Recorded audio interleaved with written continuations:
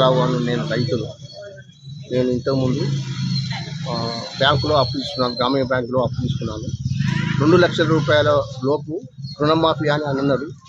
ఆ విధంగా మాఫీ చేస్తానని రేవంత్ రెడ్డి గారు అనుకున్నాం. కానీ ఇప్పటి వరకైతే మా ఈ ఉన్న రైతులకు 50 మంది దాకా మా రైతులందరికీ ఎవ్వరికి మాఫీ కాలేదు. ప్లస్ మేము డబ్బులు ఎక్కువ ఉన్నాయి కాబట్టి అవి కూడా డబ్బులు కట్టమంటే అందరం కట్టినాం. రసీదు కూడా చూపించి విలేకరులు అందరికీ చూపించినాం. వీళ్ళు అంతా భ్రాంతి చేస్తారు అంతేగాని డబ్బులు మాఫీ అయితే తెలియదు, ఏమైతే తెలియదు సార్. ఎప్పుడోసారి ఇవ్వలేక ఒకరికి తక్కువ ఉన్న వాళ్ళకి అయితేనే కానీ మాకైతే మా పంగడిపల్లి రైతులకు అయితే దగ్గర 70% కాలేదు సార్, 30% అయినాయి సార్ ఇక్కడ. కాబట్టి దయచేసి మా అందరికి మాఫీ చేయగలరని మేము కోరుకుంటున్నాం. నా పేరు మీద కుటుంబం పేరు మీద 2 లక్షలు ఉన్నది. కుటుంబం అని అన్నాడు, రేషన్ కార్డు అన్నాడు. ఇద్దరు కొడుకులకు రేషన్ కార్డు లేదు.